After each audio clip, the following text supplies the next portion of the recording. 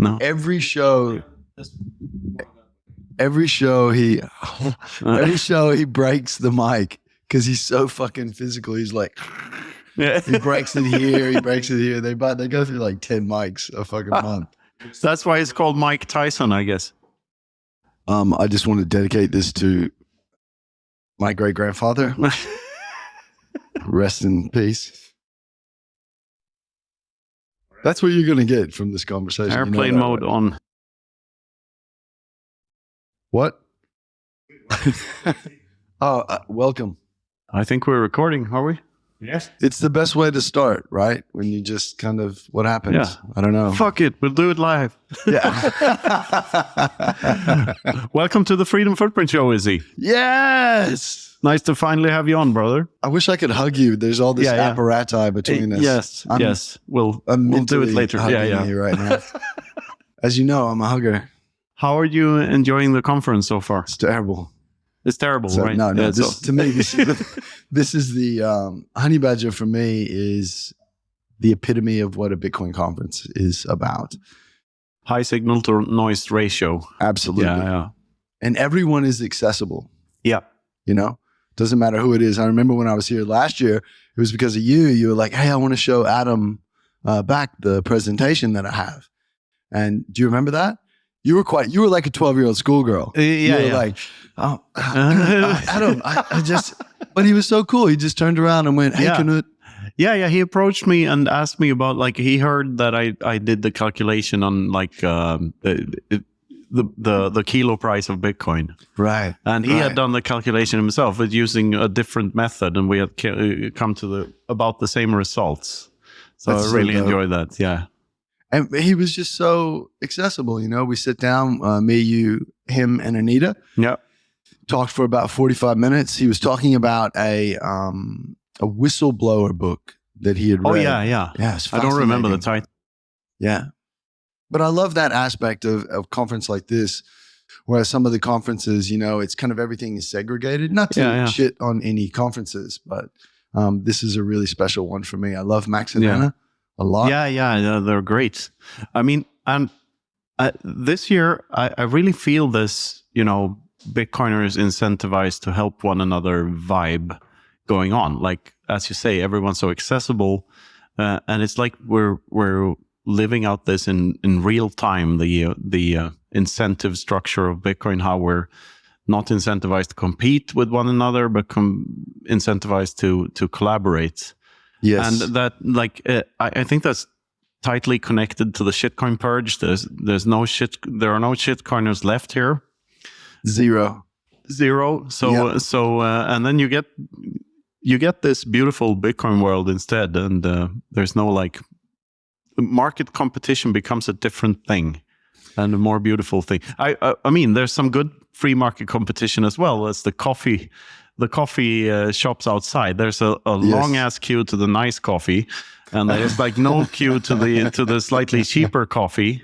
The and drip coffee is like two Americans. Yeah. So it's not only the price of the actual coffee, but it's also the price of standing in a line for 15 minutes, as opposed to, you know. And next to your heroes, if you will, because they're there waiting in line behind you. Yeah. But to your point, Knut, so, you know, I took over a business at the beginning of this year. And for me, I mean, I was a surgeon, and then I went into film and stayed in the Bitcoin closet for a really, really long time. And then running a business, it was kind of like, I had a lot of friends who were in business going, oh, you have to be ruthless. You have to be this. I'm like, none of that fucking makes any sense to me. Like, it's not about that. And so I've hooked up with other Bitcoin only companies, and it's about the collaboration. We may compete in market, but it only makes each of us better. Yeah.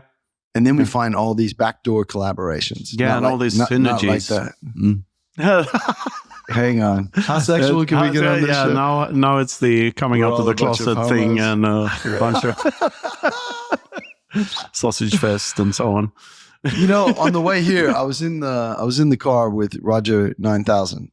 Yeah. And he's a very sensitive, beautiful human being.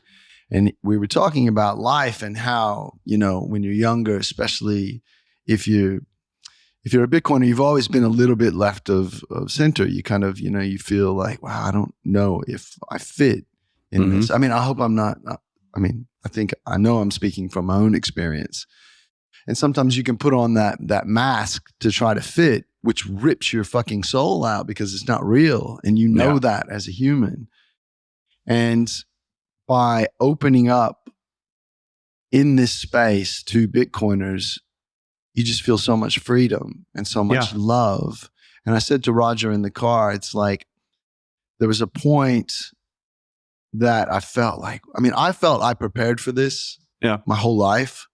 But there was a point when I was in my 40s, I was kind of like, did I just make all that shit up? Like, did I really prepare for anything? Like, is this just me? Like, what's going on in life? Yeah. But the moment that I came out of that Bitcoin closet and put myself out there, every step made sense. It felt like every single step led me to right here, right now. Even the quote missteps. Yeah. It reminds me of a David Bowie quote, which I'm going to slaughter it, but it's something like, the process of aging is the process of becoming who you were always meant to be.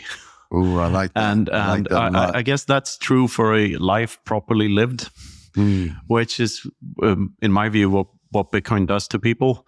So you see all these characters, and like the first couple of years, you see them, they're sort of lost and trying to find their place in all of this. But slowly but surely, they're becoming who they were always meant to be. Yes. And I learned a lot from Daniel Prince and watching him just become this walking dating app that he is now. You say a walking dating app? Yeah, he's a walking dating app. He's connecting people, and just he's able to talk to absolutely anyone in the world without feeling uncomfortable. And there's a lot to that networking thing, and that's who he's supposed to be. Like it's. When you meet him in these environments, it's like bleeding obvious that that's who he is. And I love that, finding your path type of mindset. It's sort of playing the part and finding yourself are two sides of the same coin here. You know what I mean? I do. Yeah. You know what it reminds me of? Joseph Campbell. Oh? Looking at the hero's journey, studying all those cultures and going, it's not going to, I'm paraphrasing, but it's not going to make sense until you follow your bliss. Yeah. And when you follow your bliss, everything slots into place. Yeah. What's his name? Mike Tyson? No. Everyone's got a plan until they get punched in the face. Rob Breedlove's sidekick. Mike, I don't remember his last name, but they made a whole series about the hero's journey. Oh, okay. So the way I see that, every person who quits their fiat life and becomes a full-time something in Bitcoin, yes, they have this hero's journey. It is the hero's journey. It is 100% the hero's journey. They're stuck in this mindset of like, this is the way things are, and I'm doing this rat race hamster's wheel thing, and that's fine because I get some spare time and I can have a vacation every 2 years and buy shit for my kids every Christmas and all this stuff. Yep. And then something in Bitcoin comes and pokes them on the shoulder, and like that's the equivalent of Obi-Wan Kenobi, or Morpheus. Follow the white rabbit. Yeah, there's something here. And then there's some crisis, usually, or a separation. Yeah, or like they experience inflation firsthand, or like some political decision they disagree with, and they get this holy shit, there might be something to this Bitcoin thing moment, and then they choose to hop off the cliff and see if their wings can actually fly. Where was that with you? What was that moment where you were like, holy shit, I'm going to jump? Well, it's like, I liked my fiat job to a certain extent. I didn't like the fact that it was stealing too much of my time. And I didn't like the fact that I was giving so much of it away to a third party, through taxes and inflation. When you see that thing, and then I had my Bitcoin scribblings that were sort of taking off and living a life of their own in parallel with that.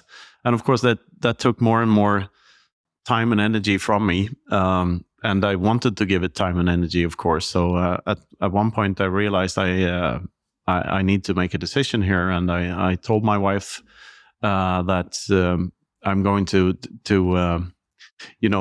ask for a raise, and quite a ridiculously big raise. And if I don't get that, we fuck off. We do this thing instead, and we see where it leads. And of course, that's what happened, because my employer realized that, he's probably not going to stay very long anyway. Yeah, wow.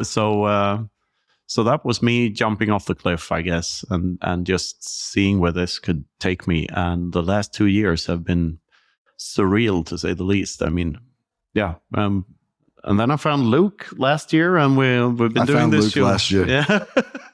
We've been doing this thing for a year now, and this is like, I mean, I love doing this. Yeah, talking to interesting people. Like, what else? What else are you going to do? People here? Well, maybe not now, but where are they coming? Are they going to show up? Luke is mildly interesting. I mean, I agree with that. I agree. Does Luke speak during the podcast? He does. I'm allowed to. Yes. Okay. Okay. No. To circle back to what you were saying, it's interesting, right? Because I had experience in that fiat realm, and so I still have friends from that realm, and it's like, well, what do you do now? I focus on the orange glowing light. Yeah. What? No, but how do you pay your mortgage? I'm like, what? What are you talking about? I focus on the orange glowing light. That's it. Yeah. Nothing else matters. I mean, think about it as well, guys. I don't know if our fathers and grandparents felt what we feel. I like to think that they did, but looking at history in the time that they lived, I don't know, because we are at the tip of the spear in a human revolution. The first ever opt-out, nonviolent revolution. Yeah. It's like, hold my fucking beer. Yeah. Because you can't do anything. And we are focused on this, and it is literally changing the world. The proof is in the plebs. Yeah. Yeah, and it's changing us from within, one at a time, right? Bitcoin is a mirror. Yeah. It's my first presentation. Yeah. Beautiful. I remember I went up and I wrote it on the chalkboard, Bitcoin is a mirror, and there are a few technical guys in the audience. They were like, oh. Yeah. Here we go. Fucking hippie. Fiat is a black mirror. Oh. Two-way mirror? Black. Yeah. And Fractal Encrypt does Bitcoin mirror art. Yes. So, yeah. I remember when he came into the space, and I actually felt something really significant about Fractal. I thought the artwork that he's doing will be as important as Bitcoin. Because being an artist myself, it's like art touches people in a way. If you go to a city devout of art, you see people devout of soul. But when you go to a city that has open spaces and art, people tend to want to commune and want to feel that inspiration because it's around them everywhere. And that's Fractal does that in our space. That's what I find so fascinating about Riga. Like it has these old communist era monuments every here and there, but there are these new hipstery places popping up every here and there with graffiti art and cool places that they're terraforming Mars. Like they're I mean, we've got a space monkey. Yeah, right we've got here. A space monkey right there. It should be a space cat, but I agree. I agree with that. So, Izzy, what is a Jugaad? Can you? Is this the interview? Is this where we start interviewing? Do I need to? Yeah, you probably should. Yeah. No, I'm glad. Are you being serious? What is a Jugaad? Yeah. Explain the term. If I am going to explain, I must talk in Hindi a little bit, like because Jugaad is a Sanskrit word coming from India. Yes, I can also do the dialect, but I think we might offend people if we keep. I will not offend anyone from India. They are my brothers. No, I love this dialect. It's one of the most beautiful dialects. Yeah. Somebody tunes in after 2 minutes. They're like, Knut is from India. Did you see the Bollywood version of Star Wars: A New Hope? No. It's so Was great. it a ripoff? Yeah, Like they made their own version? yeah, well, I think it's just dubbed to Indian, Okay. Yeah, to right. this Bollywood English. So it's like, Admiral Russell came out of Lightspeed to throw us to the system. He is clumsy as he is stupid. General Look, I am your Beers, father. prepare your men for a surface attack. I love it.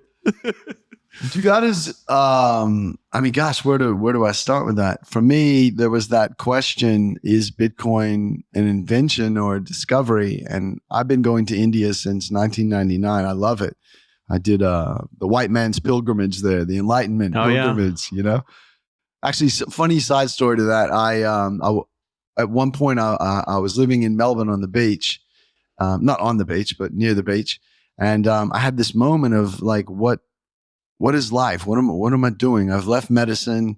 I'm playing around in film. What's the next step? What do I want to do? Mm-hmm. And so I took a walk and I went into a bookstore, and I was drawn to go into this bookstore, and I bumped into one of those rotisserie book racks, and this book fell off and it said The Most Dangerous Man Since Jesus Christ. And I'm like, oh, who's this? It wasn't the Kama Sutra? No. Jesus was a Tantra man. Yeah, and that sent me to India because it was about this guy, Bhagwan Sri Rajneesh, and I found him utterly fascinating. Bhagwan Sri Rajneesh? Yeah, bless you. I bought a ticket. I left the bookstore, went out, bought a ticket, and went to India, what was meant to be 3 weeks, and stayed 1.5 years. Oh, really? And during that time, I heard the word Jugaad all the time, and I understood what it meant. And then in Bitcoin, I think it was around 2012, maybe 2013, people started really debating, is Bitcoin an invention or a discovery? And I knew back then, this is how I feel about it, that it is the ultimate Jugaad.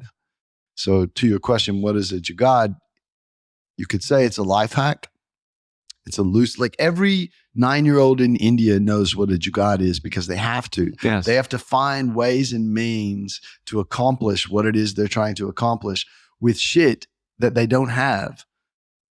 You know what I mean? So that, like, say they have to reach some electrical wire up on the top, but they have on the top of the building, but they don't have a ladder. Well, they've got a motorcycle and a box, and their cousin can hoist them up here, and then they've got an old coat hanger to try to reach it. Yeah. None of those things were designed for what they're going to use them for.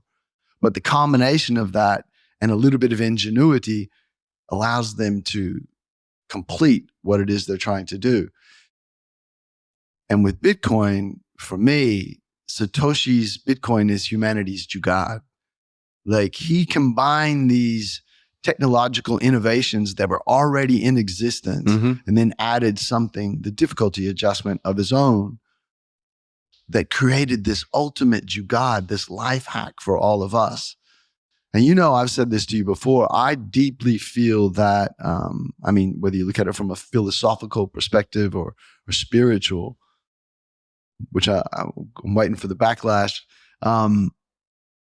that intent of Satoshi is imbued in the code itself. Yeah. So it's a Jugaad for us as humanity to usurp this tyrannical system that has kept us in debt slavery forever, Laura. And then in that as well, there's like the intent of the creator, not to get too juju, but if you look at it, right, like, I don't want to hog the conversation, but if you look at it, Satoshi said in 2008, I've been working on this for a couple of years. Yeah. Yeah, it would have been a lot longer than that. There was never a digital footprint. So he knew what he was doing. And if you know what you're doing in that sense, like, you're going to put something out that anyone else who has put that out has either been killed or put into jail. So I'm going to cover my tracks, and this may or may not work. If you have that going in, when did you actually get that seed planted in you? Were you 12? Were you 11? Did you show up with that? Like, what is it? Yeah, it's like when people ask me when I started writing a book, like, when did you start writing the book? Yeah. Fuck do I know? Like, I know it's not when I pressed the first letter in the first word. I know it's way before that. And it's like, you spend your entire life thinking about stuff, and then eventually something may or may not come out the other end. Like, yes. And as far as spirituality goes, here we go. Because I'm not about gonna to get my ass handed to me. No, but the way I see it, like, I don't need an old man in the sky, Izzy. It's not as simple as that. Okay, I can admit that. And the way I see it, there's please take note, everyone. Canute is softening. I wouldn't call it that either. Okay, I'd say that You're still hard as a rock. oh, and we're back to the sexual nature of tantra. Tip of the spear and all that. Yeah. But all a bunch of homos. Nobody else will get that reference because they weren't in only Sydney. Australians get that reference. So consciousness is very hard to define, and it's very unclear what it is and where it comes from and how it happens and what types of beings have it and what it is. And it's unclear to which extent our minds create reality and to which extent it interprets reality. And I suspect that we create it to a larger degree than we admit to ourselves. Mm-hmm. So that's about as far as I will go on the spirituality front. So, but I want to dig into that. What I'm saying with that is, like, if you find a calling or a clear path in your life and you start focusing on doing stuff to accomplish something later down the line, low time preference stuff, then good things may happen to you. I firmly believe that if you do fuck all, if you don't do anything and you never tried, getting out of your comfort zone or whatnot, then nothing will happen. I agree. If you do, most likely nothing will happen, but it might happen. So if you just get out of your comfort zone enough and try different things, sooner or later,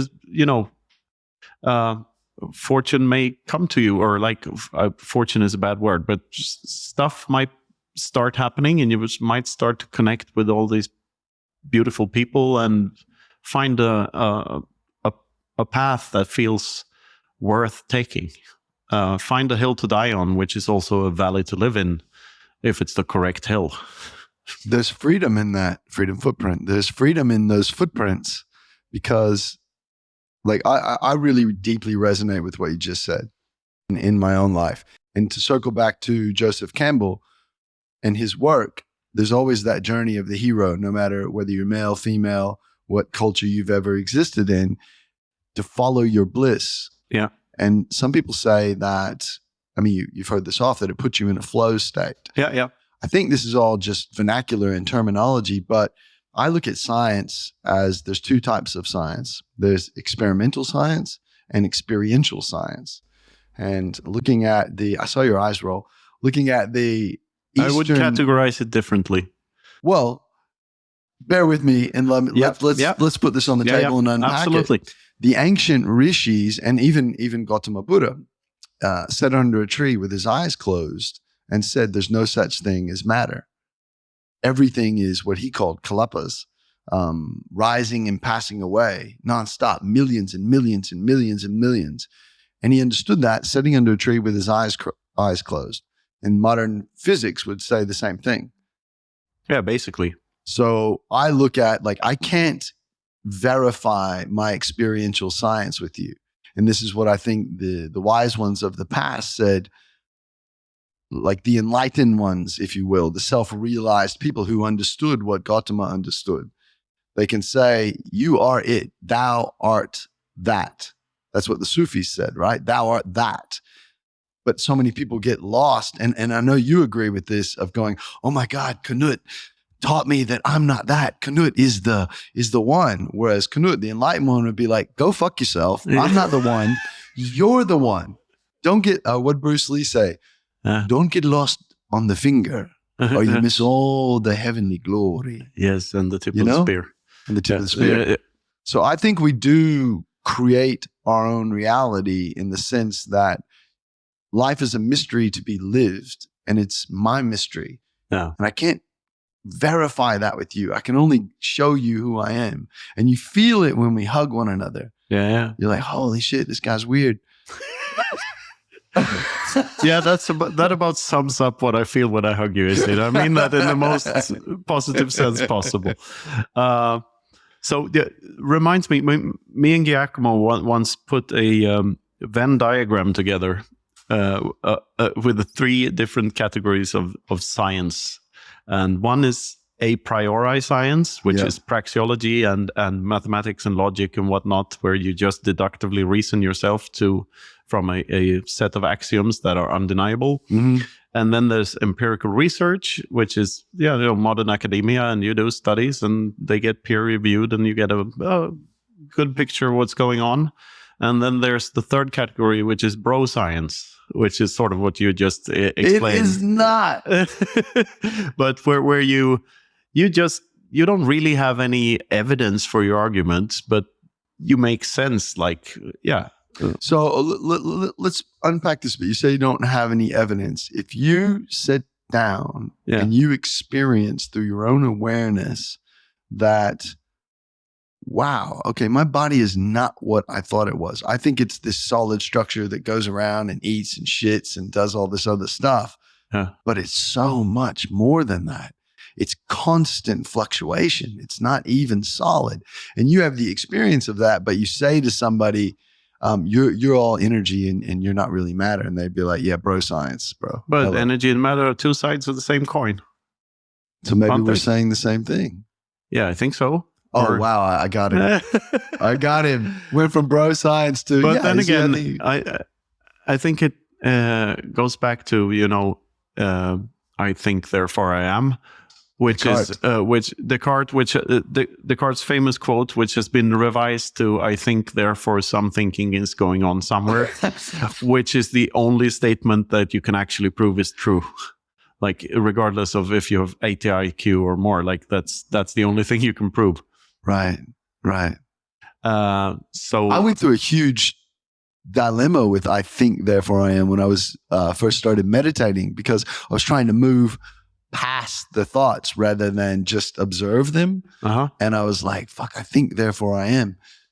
Yeah, no, I'm much more than the thinking. And so I had this real battle with Descartes for like 8 years, and coming back full circle going, yeah, no, I get it. I understand where this guy was coming from. This gets us into AI territory. And I find this fascinating because I think I figured out why AI isn't intelligence. Because we make it? No, because it lacks, sort of, because it lacks agency. Okay. It's never compelled to act because of its own wishes. It's a perfect slave, but it can never be the master. A penis then? Maybe I have the impetus. No, sorry. You have to give it an artificial one, I'm afraid. Right. No, I don't mean to break up your flow. Just but non-humorous flailing. So I think... and I think this ties into how humans view themselves in general and how we view society and everything. Like, we think intelligence is this thing that you can pull away from agency, but it's not. Like, we need agency and, for lack of a better word, free will. You can argue that you don't really have free will because you don't control what thoughts get into your brain and so on and whatnot. But I love the Hitchens quote. Of course, I have free will. I have no choice but to have it. Because that's sort of true as well. Like, if we are to discuss anything or get anywhere with anything, we need to presuppose that we have free will. Otherwise, what's the point? Like, there's absolutely no point otherwise. And also led me to other conclusions that we couldn't have free will without entropy. If the universe was deterministic, there can be no free will by definition. So maybe free will is connected to entropy somehow. I don't know at all where I'm going with this. Where do you land with that in your own ideology of what life is, in the sense then? Do you feel that you, as Knut Svanholm, have free will, unless Sophia says, hey, time to go? I have free will. I have free will when she's not around. That's I have more of it when she's not around. That's for sure. No, but yeah, I think agency is a better word.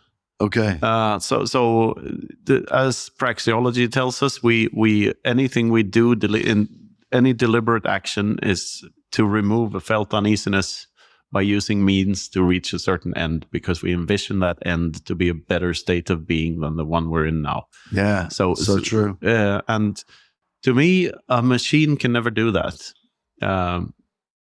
Bitcoiners can do that, and by extension, Bitcoin can do that. But that's because Bitcoin is us. It's not because Bitcoin is this, string of numbers. It enables us to act in ways that are mutually beneficial. That makes that thing easier. So when I first saw you talking about us being the nodes, I was blown away, because you know me, and that's.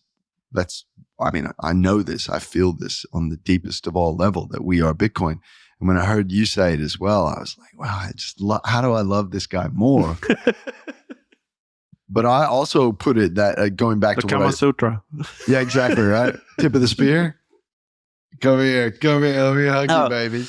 Different direction. How do I end this? Look. I feel that intent of Satoshi came through the code, and like I said to Farmer Jen in Australia, I was going on and on about we are bioelectromagnetic nodes and this and that. And she goes, it could just be hard money, Izzy. I'm like, could be, but it does something in the world. It connects us. Yeah. And if you look at where we are in the human endeavor, what did we need?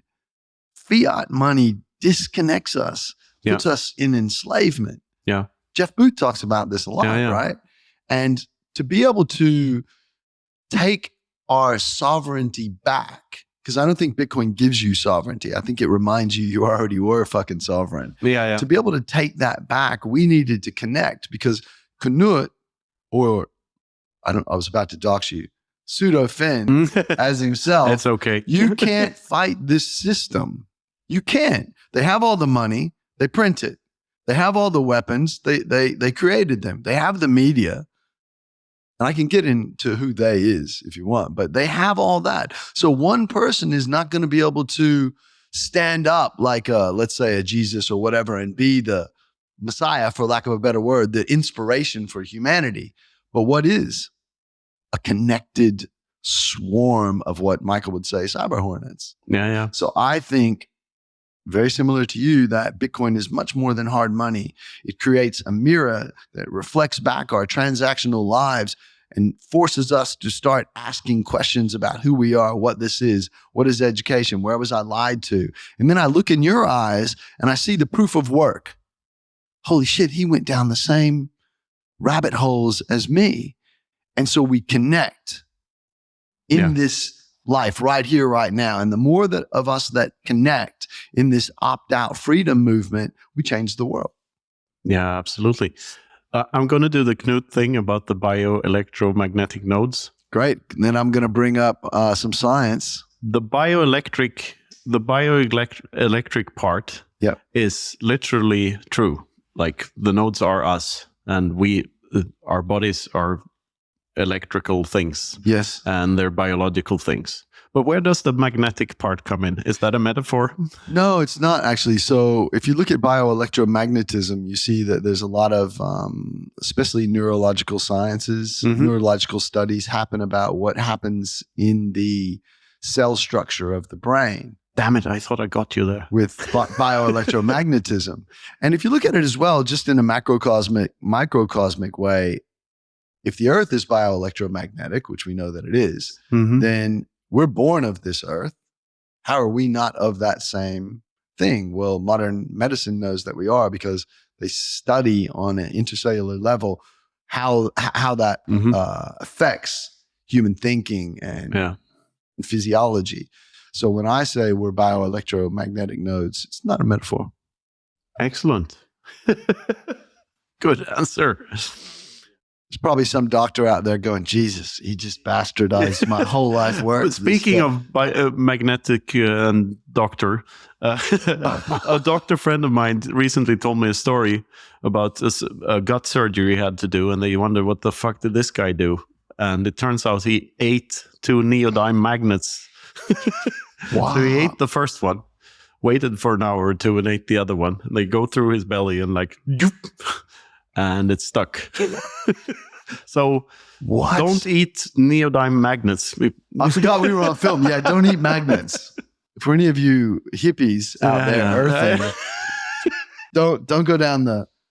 You know, hippies in the 60s and 70s and 80s and 90s, they walk around barefoot and they're talking about, hey man, I'm just, can we curse on here? We're cursing, right? Fuck yeah. Sorry, mom. I love you. I love you a lot. But they would say, hey man, we're earthing. We're just earthing. And all the sciences would be like, these guys are so stupid. I'm paraphrasing, but nonetheless, they weren't stupid at all. We know. Well, most of them were. It's because they had so many psychedelics, they broke their brain in half. But they knew that standing on the earth, this is that experiential science. They had at least 80 IQ. Sorry for cutting you off. Maybe 78. Yeah. But they knew a couple of things. At least this was my experience in being a low IQ'd hippie after medicine.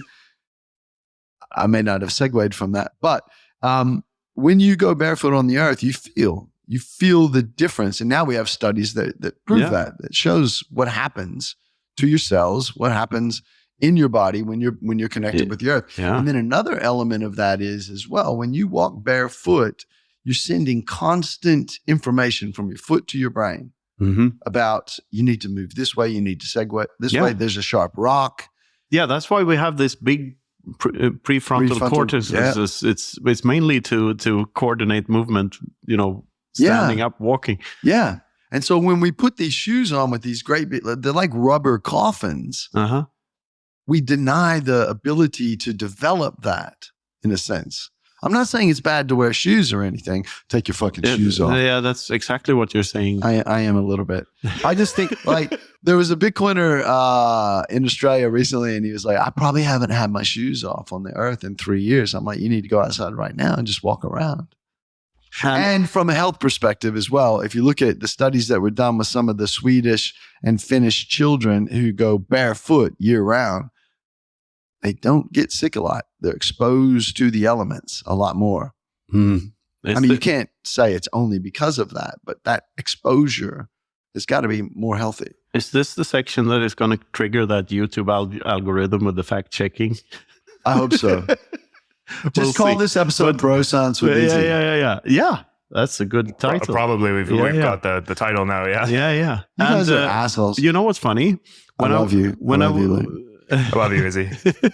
You mean to? I mean it too. When I visited you guys in Sydney, someone told me that Australia is made of iron ore, mostly. It's mostly iron ore. It is Gondwana land. Does have the thickest mantle. And I felt more grounded.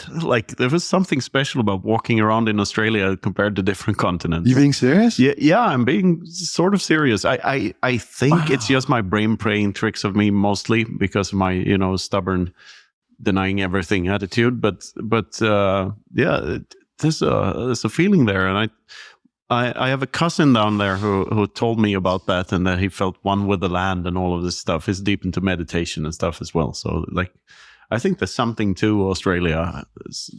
When I went to Australia, I was only going to stay 18 months on that job contract. And then you missed your flight. 30 years later. and my parents were asking me why do you want to stay? And I said, I don't know. There's two things. One, it feels like there's a different moral consciousness here. Australians didn't take themselves too seriously. No. And they don't let you take yourself seriously. No, either. I love that. I love it too. Yeah. And then the other, what you said, I just felt grounded. I just felt it's going to sound wanky. Based is the word. A pull to be there, something in that place felt like you're meant to be here. This is where you're meant to walk around. And they say that Byron Bay in Australia is very similar to that because it was the indigenous, they had a lot of sacred ceremony there and it sort of holds this energy, if you will. But yeah, they talk about what is below the earth as well. But it was Gondwana land, right? It was part of Gondwana. And it's studied that it has the thickest crusts or mantle beneath the earth as well. That all of Australia and what used to be the portions that broke away. So maybe there is something in that. Maybe. Definitely call it bro science. I have to come back and make an empirical study. Well, you're an honorary. I don't know if your listeners know this, but you're an honorary Australian. That was immediate. Thanks, Bruce. People in Australia were like going crazy that Knut was coming down under. It was amazing, actually. And doing that panel with you up on stage, me, you, and Mike Dunworth, is Bitcoin Alive. It's one of the funnest things I've ever done. Yeah, same here. I absolutely love that. It was just because such I love your riff. brains. Well, Mike's wild. For anyone that doesn't know, like, I don't know if you know who Michael Dunworth is. No, we had him on. Just recently. Yeah. Oh, you did? Yeah, and then he was on Infinity Day as well. Both Peter and Michael were there. Yeah, two of my favorite people. We love them. Yeah. I mean, he time locked Bitcoin and put it into the future and said, steal my keys. Yeah. Yeah. Wow, I love this. Love it. But yeah, okay, maybe I experimental and experiential to me is those are the sciences. Like, I experience Bitcoin and I can't verify it, but you'll feel it when you're around me. So where does a priori come in there? Like elaborate? Deductive reasoning only, like praxeology and mathematics, like something you reason yourself to a certain positions from a fixed set of axioms, that type of methodology, which is like, that's the thing that changed everything for me, like realizing that will lead you to more robust conclusions than empiricism ever can. Here, let the ADIQ in the room try to put these two together. I think a priori and experiential that's the same thing. I think. Well, experiential to me sounds like empirical. No, but you do the deduction part, right? Yeah. Like that's the whole thing. If you can just deductively reason the entire thing, then you're doing the experiential part of it. Yeah. And the other side of it is if all you've got is your experience, how you're experiencing something, well, then that's true, but you're not producing evidence for that. And the out of your ass science, a posteriori, is like that's the scientific method, right? Yeah, it is. So it's not really out of your ass, think, but it kind of is. And you can't have one without the other. No, so I think it is the two sides of the coin. It's just said differently because the praxeological part, right, where this sort of like let's build the set of axioms that actually explains the world in a real sense. Well, yeah, it's the sense of experience, and so I think just talk about two things, different perspectives, right? Yeah. There is I agree with that. I think we come from those different angles, and sort of the speech or the vernacular sometimes maybe can make it seem like it's different, but it's not. But what I get from Knut, you have this amazing ability to process information, categorize it, and almost tabularize it to use that word, in a way that you digest it and it all makes sense to you. I think Twitter had a big role in helping me develop that skill, really, if you will, because you were limited to 144 characters. And I love that limit. This is something I realized when producing music a long time ago, that like when all the soft synthesizers came and all the digital effects and stuff, you had, instead of being constrained, you had this vast ocean of tools to use to produce music, which led you to like polishing a turd for a year instead of just taking a better take of the song or something. There's the hi-hat sound is wrong. You should have another reverb on the hi-hat or whatever. So I figured out over time that creativity requires boundaries. Like if you're pursuing something creatively, like if you don't set boundaries for yourself, you're gonna hinder the process by having too many options. So, and I think this is like a band like the White Stripes is a very good example of that. Like they limited themselves to, we're only going to use, it's only us two, a drum kit and guitar. That's it. Like you can find freedom in there. Yeah, as well. you can because you're forced to find these true expressions, if you will, and that's why I often like a sketch better than an oil painting. Yeah, you know what I mean? Right, yeah. So I think there's a flow part of creativity, and that you need to. I mean, if you work on something forever, I mean, I love the roof of the 16th chapel as much as the next guy, but still, there's something to spontaneity and keeping a flow in creativity and being. I learned a lot from the South Park documentary 6 Days to Air. Okay, I didn't so it's see it. about how they make South Park, and Trey Parker writes the script in 2 days. So they start thinking about it 6 days before it airs, and they make the entire episode, which is fucking amazing. Yeah, turnaround is incredible. And he says that he could have worked for an extra month on the script, and the script would have become 5% better. Yeah, right. So the last month, it's just this unnecessary polishing, and I think he's a better writer now because he learned how to be satisfied with 95% perfection, and then just moving on to new things. So, and of course, it's subjective and different for different people. But I think you have to find, if you're doing anything creative, you have to find your approach to it. And I know many people in Bitcoin that are writing books, but they're never done because they're perfectionists. There's a lot of perfectionists here. They can be the death notes. I experienced that in business. You know, and luckily I've surrounded myself with some absolutely amazing Bitcoiners because they're like, nah, Izzy, bring it now. It's 95% right. And the rest, the other 5% will work out in market. Yeah. Or will work out in the board meeting. Yeah.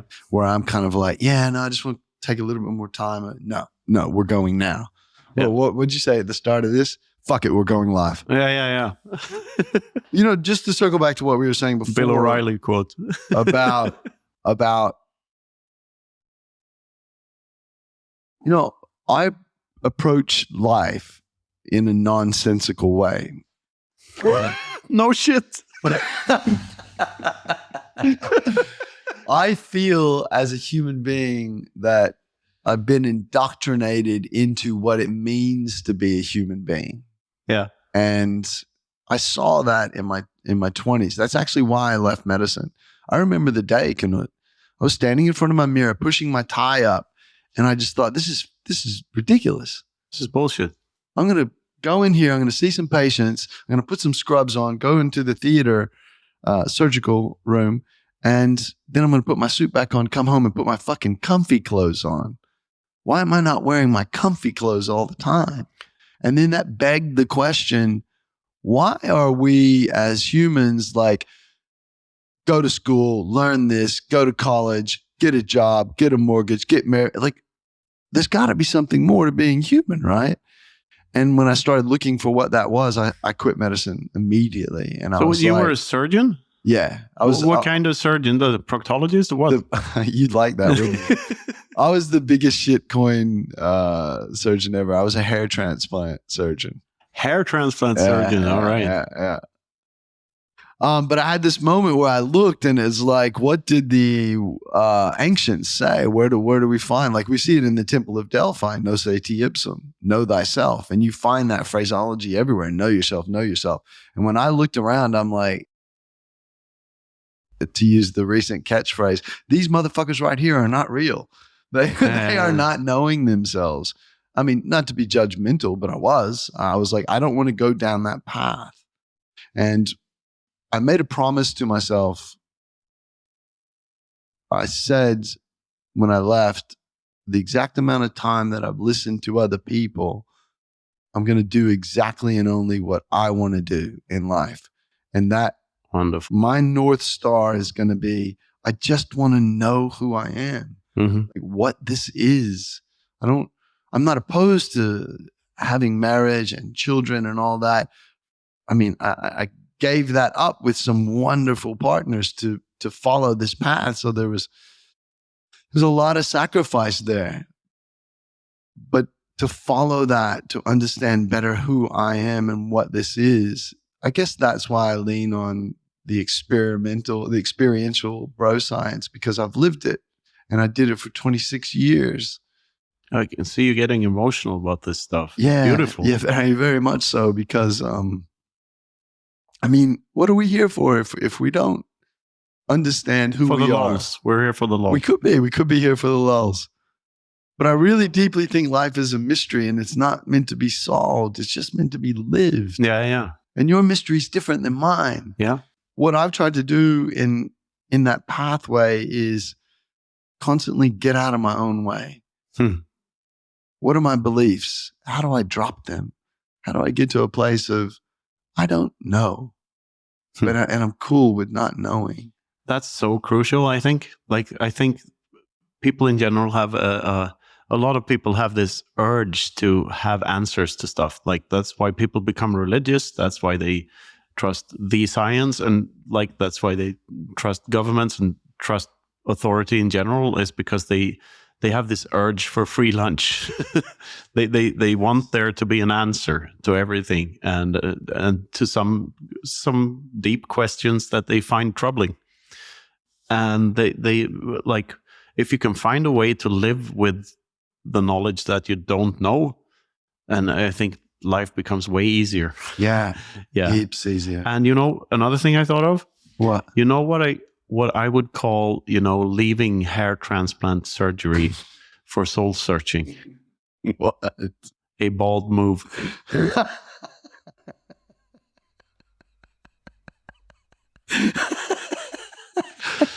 Sorry. You're so good at these things, these little quips. You know that, right? I've been standing with you before. It's not a quip. I'm being sincere. It is a bold move. It's definitely a bold move. Toupee. Touche. Touche.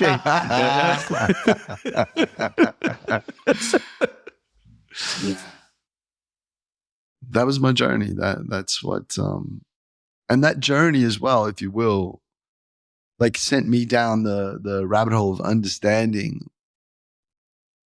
This whole thing is a game. This whole thing is a racket. I in 2002, 2003, 2004, I was going deep down the Federal Reserve rabbit hole. Mm-hmm. I knew what the game was. I had felt it as being a debt slave, but I didn't know how it started or what it meant. And then when I understood what it meant, I was searching for something like Bitcoin. Were you ever depressed? Yeah, it takes its toll, because I remember I don't know if depression is a word, right? Mm-hmm. I just know that it hurt because I understood things about the world. And when I would try to talk to people about that, my best friends, they're like, Izzy. And I'm like, no, this is a racket. You live in a racket. How can you prop up this racket with your choices every day? You're a consumer. You're propping up the very thing that inside rips your soul apart, and you fucking know it. Mm-hmm. And I got to a point. You asked me if it was depressing. I got to a point where I made a couple of choices. One was, I am not going to buy anything. I'm not going to trade my life energy, buy something for someone that I wouldn't sit down for Sunday dinner with. And that's a really difficult choice, because all of a sudden you can't buy anywhere. You don't want to go to the big conglomerate stores, because when you research them, they don't hold the same ethos that I have. But it brought me back to farmers markets. It brought me back from buying my milk directly from farmers. And it was hard, yeah. And I guess at times, like, oh, you left this great career, and then I had a career in film. You left that great career. It was like, what, is there something wrong with me? Why am I walking away from this stuff? But I knew that there was something more out there, and I had to find it. So how are you enjoying this episode so far? Before we dive back in, first, a little bit about our sponsors. First up, Wasabi Wallet, the privacy by default, open source, non-custodial Bitcoin wallet with CoinJoin built in. It's the easy to use, comprehensive, affordable way to make your coins private. And the best part is they've been making huge improvements to the app. They're really focusing on the user experience, adding advanced features for power users. They just keep getting better. You send your coins to your Wasabi wallet, and they get combined with loads of other coins using the Wabi-Sabi protocol, so they're private on the other end. Your tracks are covered, so you can work on expanding your freedom footprint without worrying about your privacy. So check out wasabiwallet.io and download Wasabi today. Next up, Orange Pill app, the Bitcoin social layer app for iOS and Android, where you can stack friends who stack sats. You can connect with your favorite Bitcoiners on the app, make local connections, and even connect with Bitcoiners around the world. And a big feature on Orange Pill app is events. You can see what's going on in your area and connect with Bitcoiners around you. I've been to multiple Orange Pill app events, and they brought Bitcoiners together from all over. The best part is, you know it's high signal. There's no spam on Orange Pill app because everyone pays to be there. It's just $3 a month. So download Orange Pill app on Apple or Android and get connected to the Bitcoin social layer. Next up, our new sponsor, the Bitcoin Way. Their mission is to onboard, educate, and remove barriers to taking self-custody of your Bitcoin.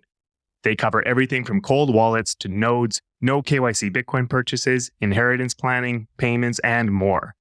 Whether you're new to Bitcoin or you're an experienced Bitcoiner looking to expand your freedom footprint, or you know someone who this sounds perfect for, the Bitcoin Way has something for you. They have a skilled team, well-versed in the Bitcoin space, and their goal is to make all the complexities of Bitcoin as straightforward as possible for everyone.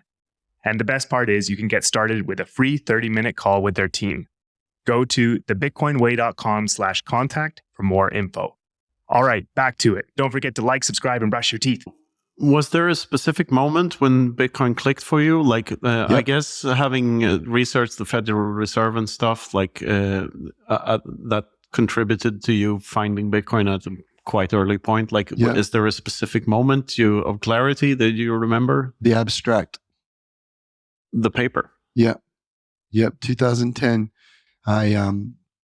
Actually, it was in the title. I remember reading the title. Thank you, Trace Mayer, for, I know you brought us Mimblewimble, which is really fucking weird, but thank you for pointing me in the direction of Bitcoin. There's no trace of Trace anymore. No. And you know, he said that early days. Yeah, I know. That's a bold move. Poof. Bold move. I remember sitting at my old antique wooden desk overlooking the bay, and it was like, Bitcoin, a peer-to-peer electronic cash system. Bitcoin. I've never heard that word before. What is Bit? And I had this feeling like, wow, this is so new. And then a peer-to-peer is like, boom, you had me at hello. I get it. I understand. I'm a torrenter. Demonoid Pirate Bay, way back, right? And I understood you cannot shut that down. Electronic cash system, that's what I was looking for. Because I knew that we lived in a corrupt world. And so when you asked me, was there a moment that happened? It was the abstract. When I read the abstract, I felt I hadn't read the paper yet, but I read the abstract and I felt, if this thing, what I'm reading, can accomplish what it said in that short paragraph, this is going to change everything. It's going to change what we think about life, because everything is transactional. It's going to change how we feel about energy, because it's going to redefine what energy means to us, how we extract it, how we create it. And so for me, that was the moment of, holy shit. But then I read the white paper and I realized I am such an idiot. I don't understand any of this math. I don't understand any of this. But circling back to what we said before about leading a nonsensical life, my dear mother, who's still my best friend on the earth to this day, like best friend of all, she taught my sister and I, trust your gut always, no matter what, trust your gut instinct. And by doing that, and I suppose that's why I come at it from an experiential, experimental type of science, because experiential to me is more important because it's a feeling I get. Hone that in such a way that I trust it and it does not lead me astray in my life. So when I read the abstract, I was like, yeah, wow, this is what I want. This is what I've been looking for. Yeah. But I didn't come out of the closet for a decade. It was the pandemic that brought me out. I got pissed off. And now you're the CEO of the AmberApp. Yes. And I know you have some plans for that, where that is going and how it's going to evolve. And could you give us the TLDR on that thing? No. Okay, thank you. You're welcome. Thanks, everyone. It totally happened by happenstance. I went on a speaking tour. Like I said, the pandemic really pissed me off. I just felt like, why am I hiding? I'm not Satoshi. I mean, Aren't you? definitely not. We all are, and I get that. But I just thought, why am I hiding? Like, what if I've made these sacrifices in life? So why don't I put myself out there fully? And it was so weird. Maybe this goes back to the Joseph Campbell following your bliss, because you asked me if I was depressed, right? Okay. So the pandemic to me was an amazing experience. I extracted myself from Melbourne. We had this, I will answer your question about AmberApp. Yeah. Melbourne was horrible. Like 18 months lockdown. You couldn't leave your house. And so I was like, fuck this. I'm going to go out. And it was a German guy, got stuck in Australia. I moved to an old warehouse, and we built a sauna. We dug gardens. We sparred every single day in martial arts, like for hours. And it was the best experience ever. But I saw everyone else going through horrible. They lost their businesses, couldn't leave their house. Kids were suicidal, and it pissed me off. I was like, everything that I thought about these tyrannical powers that be is playing out. And if people think, oh, this just happened and it was about this COVID virus, wake the fuck up. Have you ever seen government work together? This was a perfect worldwide lockstep movement. That's not happenstance. And so that really upset me. And I felt like, okay, I prepared for this. And you asked me if I was depressed. After my friend from Germany depressed, after he left, I think I got depressed, because I was like, I prepared for this my whole life. I felt like I'm meant to fight, and I wanted to go down and be on the street and fight. And my mother said, don't miss an opportunity. Like you may not need to fight the battle. You're in the war, but you have to choose your battles. And I was like, yeah, but I just want to go down there. And she's like, can't tell you, but be careful. Had I done that, I wouldn't be the CEO of AmberApp. Had I went down there and got arrested, I wouldn't be the CEO of AmberApp. So did I get depressed? Yeah, I think so. I just started smoking copious amounts of cannabis to like drown out, like, I'm meant to be doing something. I don't know what I'm meant to be doing. How do I feel like I'm feeling useless? Like all this preparation, what, I'm just going to not use it? And then Wizard of Oz said, he said, Izzy, I'm going around the world. We're going to speak at a conference. Do you want to come? And I was like, okay, I'll take a shot. I'll just, because for a decade, I never wanted anyone to know I was a Bitcoiner other than my family and friends. I wanted to stay private. And then when I stepped out, started speaking, that was my bliss. And you sort of realize that we are your family and friends. 100%. Right? 100%. And that led me to opening up, realizing that I am an 80%er. And that, yeah, we're all weird. We're all weirdos. You mean ATIQer? Yeah. But now I'm with a bunch of weirdos, and it felt right. And then again, to Wizard of Oz, he said, Alex had left the company that he founded, moved on to some more philosophical pursuits, and there were some issues in his own life that he wanted to sort out. This thing has opened up, and do you want to run it? And I said, oh, no, not at all. You do it. I'm a hair transplant surgeon. Yeah, man. I've actually acted in film as well. I fought Jackie Chan in my first film. But anyway, back to the CEO, right? So,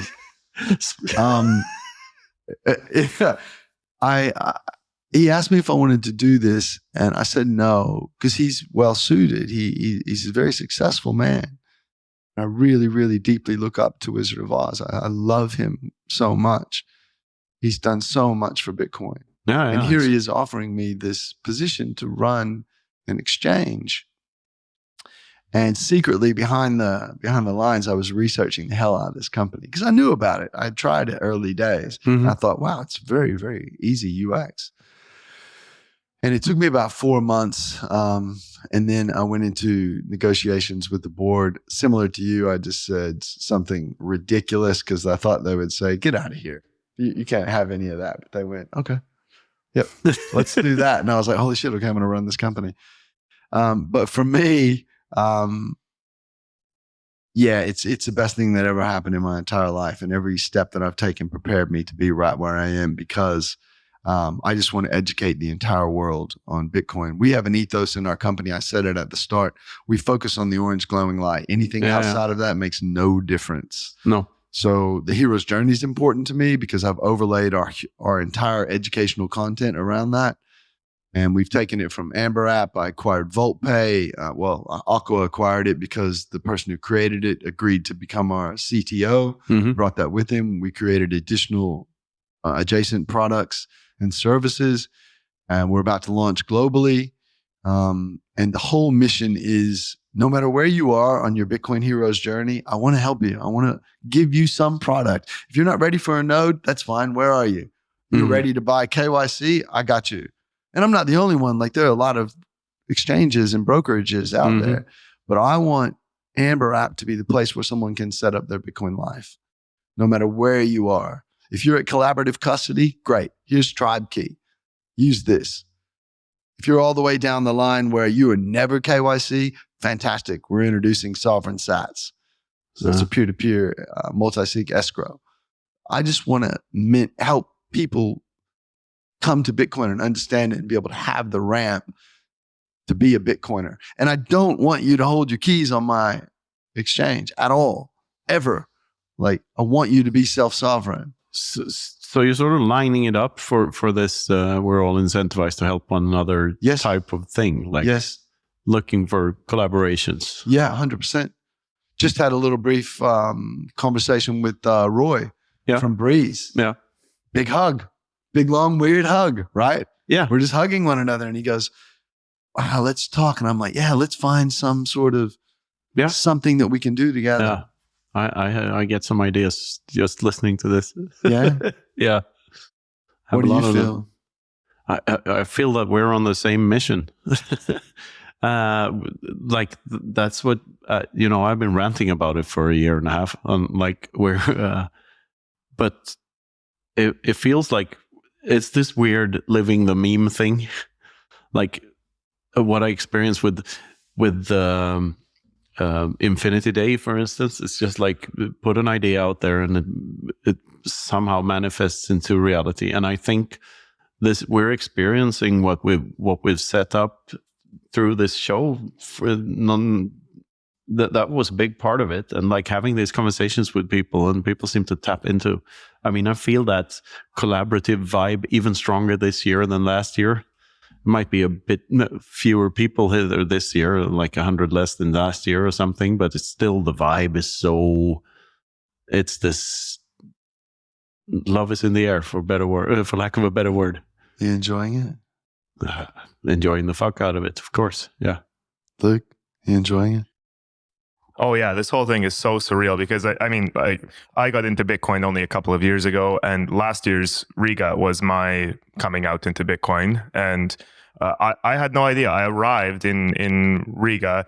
Knut and I, we'd done our first episode, maybe 2 of the pod at Consensus. Yeah, and so we had done those before Riga, but we didn't know each other yet. No, we were working together a little bit, but we didn't know each other yet. But well, we got to know each other, and it all started, and suddenly we're just doing this crazy, insane thing. And back last year, you were one of the people who made the biggest impression on me. And you looked a lot different. Had a beard down to here. You had a beard down to there. Yeah. You Those pre-CEO days. Exactly. Yeah. But then a year later, next time seeing you in person, it's just like the instant connection is still absolutely there. And we all go off into our own little corners of the world, and we do what we do, right?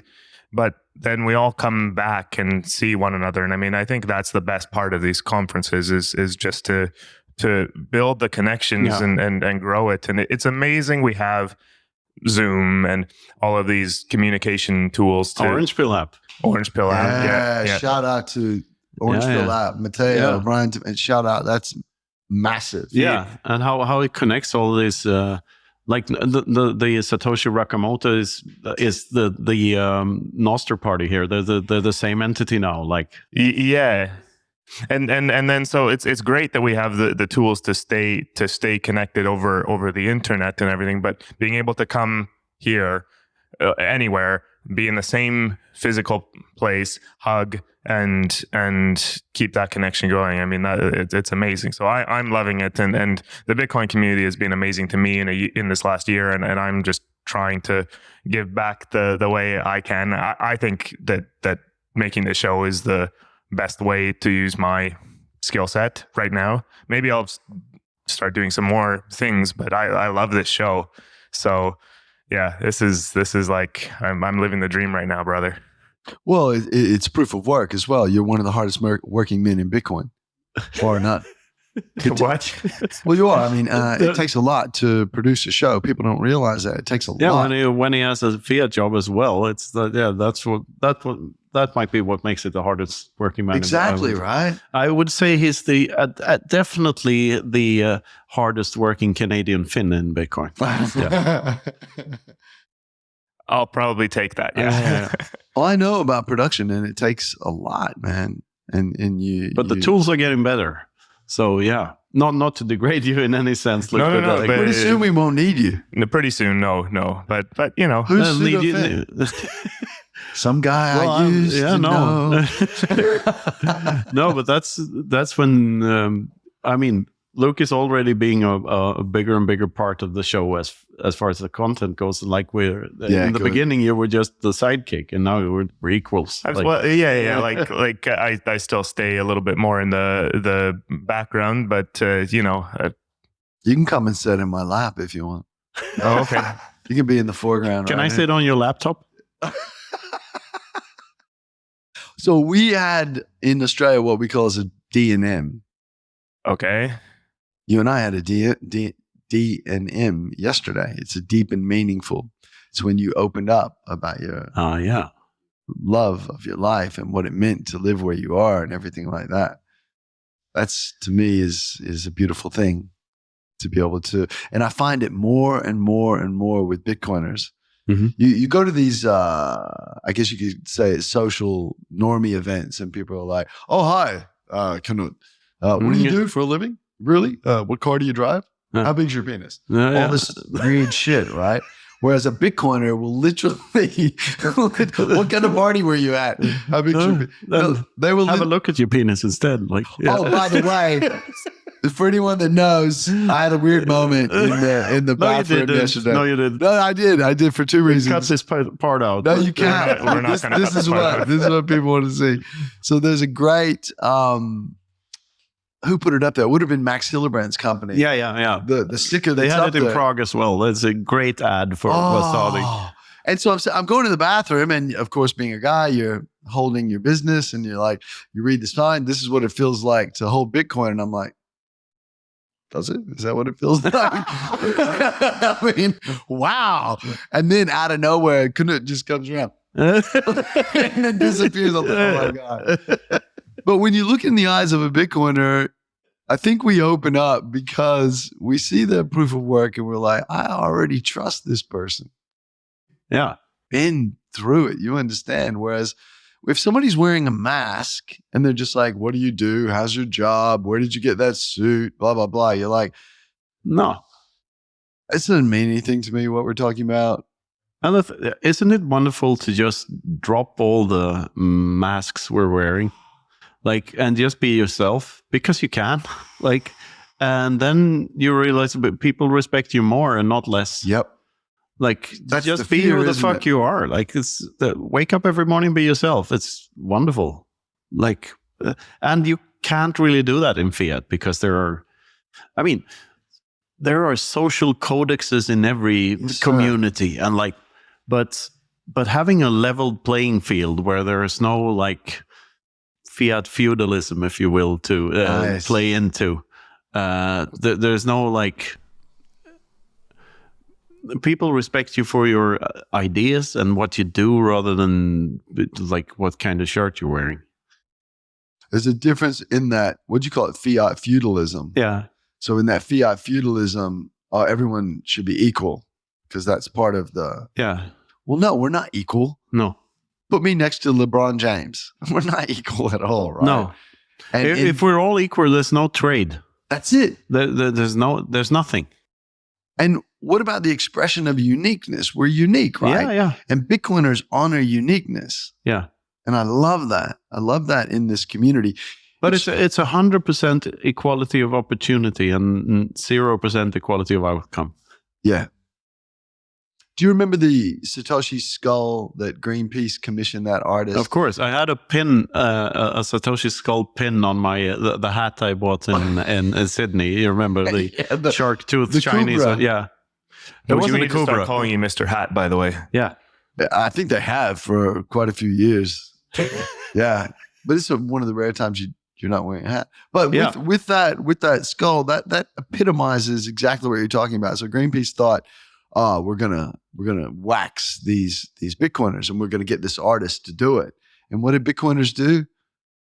Wow, hey, check out that skull. That's a fucking cool skull. They're calling it Satoshi skull. yeah. We owned it. Yeah. It's like we absorb whatever You can't. uniqueness is out there, whether it's being targeted at us as a weapon or just something that someone creates and we go, yeah, that's awesome. Like I remember the meme, there was a kid looking at it going, oh yeah, that's awesome. Bitches love skulls. It's like, Yeah, and Mom, please don't watch this episode. I'm so sorry for cursing. I saw a post today on Twitter with from a person with at least 85 IQ who said like you can't fight 80%. You can't fight the 80 IQ people. And damn right, pro tip, like you can't fight us. What was that? I think it was Mark Twain, don't argue with an idiot quote, something like that. And the Pratchett quote, which I love, like real stupidity beats artificial intelligence every time. Yeah. Yeah. And to me, Bitcoin is the epitome of real stupidity. It's the power of real stupidity because it's 100% real. Like, and that's better. And what's the other quote you always say something, but don't wrestle a pig because the pig likes it, or what is it? Because regardless of outcome, the pig wins because the only thing the pig craves is the attention. Yeah. Yeah. The show is also sponsored by Zellox. That's XELLOX. They've developed the excellent Yokis seed plate kit, the solution against everything life throws at you, including fire, water, corrosion, and pests. The Yokis package includes 3 stainless steel plates and a pen-sized electric engraver so you can write your seed on metal just like writing on paper.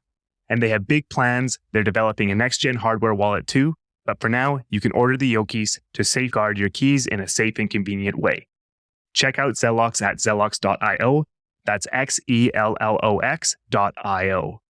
And finally, we're also sponsored by bitcoinbook.shop. Your source for Bitcoin books in over a dozen languages, including all of Knut's books.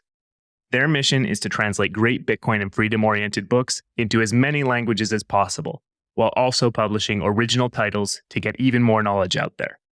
Use code FOOTPRINT for 10% off your purchases at bitcoinbook.shop. Well, tangent to that, like, are we a cult or are we leaving a cult? Well, first, to really get to the bottom of that question, right? We have to define what cult is, and then we have to look at who gave the definition of cult and why, to be able to answer that question if you're serious. Yeah, the way I see it, a cult requires a leader. We're definitely not in a cult then. No, that's the way I see it. Fiat, though, is a cult, like, because it requires you to believe in this thing dictated by some entity, like Fiat. Yeah. By decree. By decree. Someone had to decree it. Yeah. Whereas you actually gave the simplest explanation of Bitcoin I've ever heard. It was so beautiful. I was doing a presentation. We're all a bunch of homos.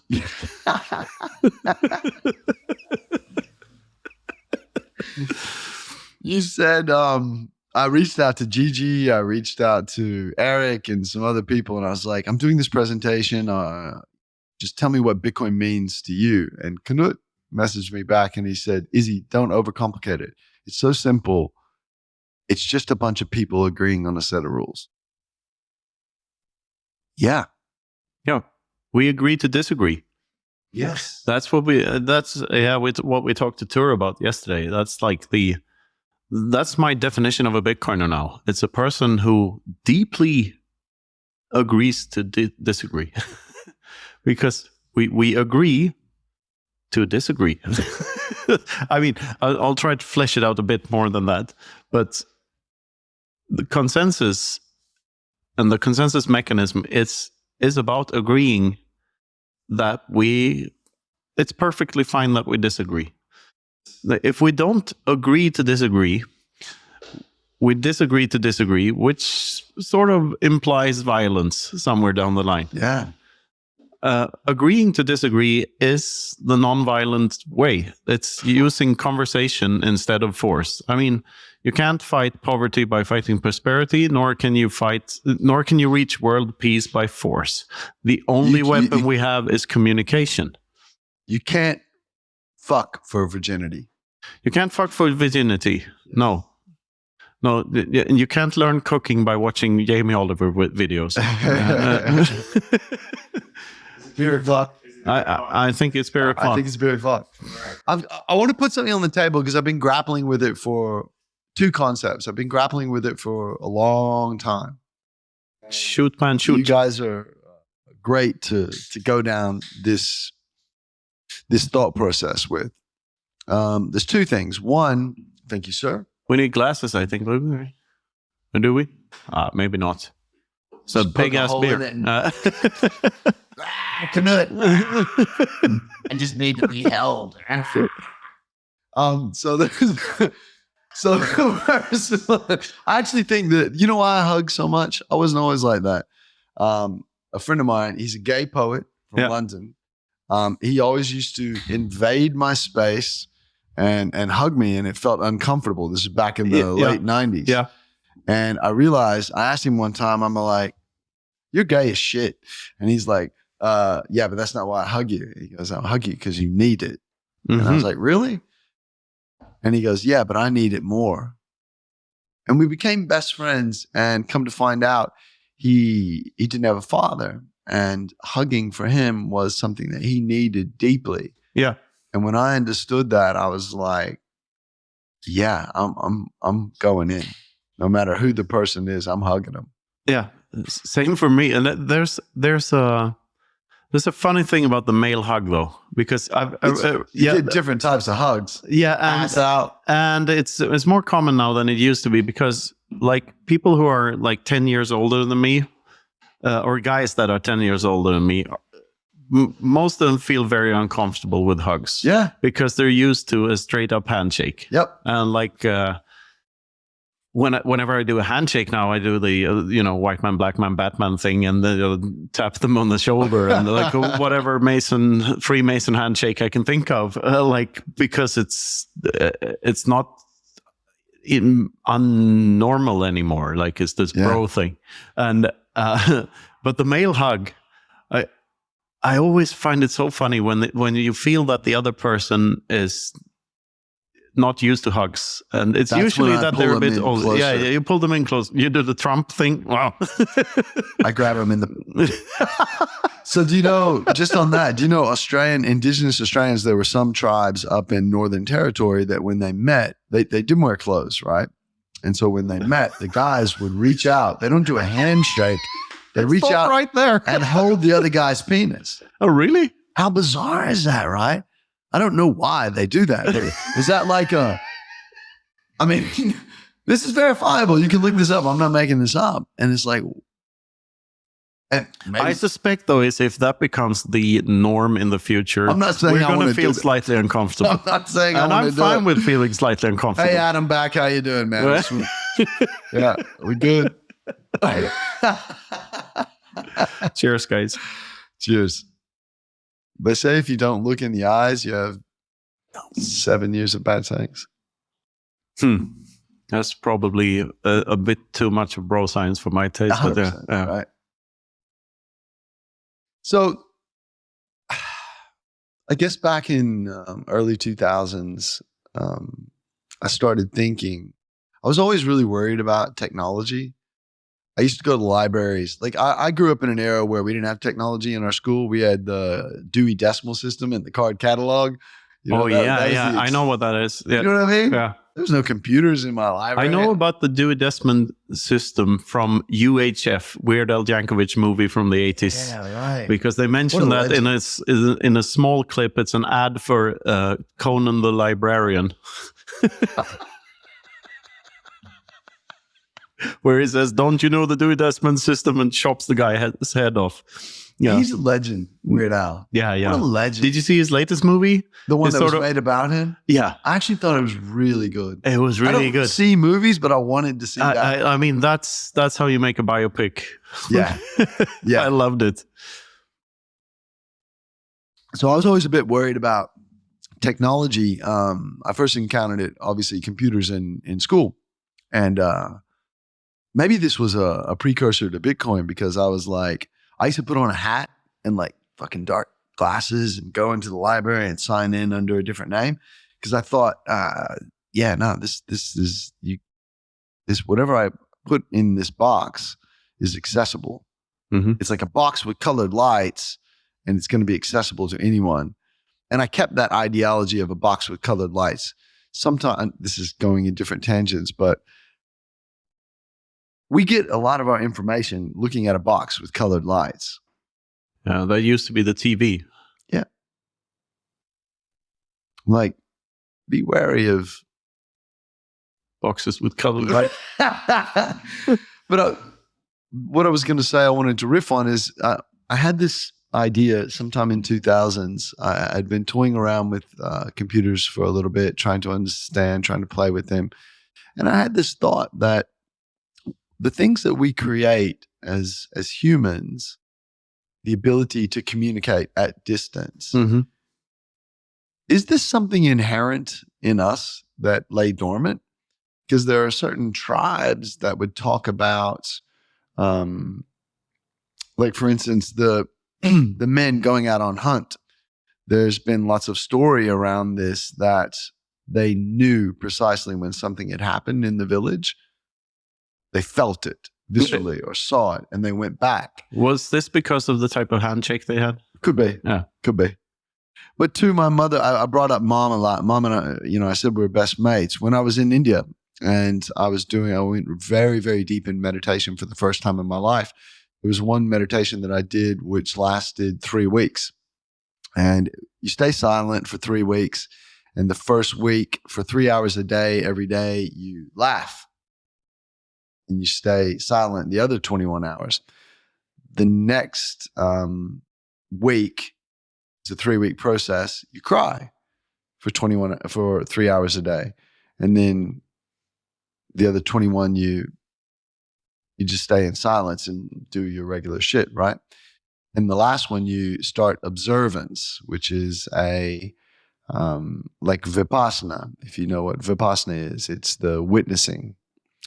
And it's a very interesting mechanism, because I discovered that laughter and tears come from the same place. They actually come from sort of down deep in the belly.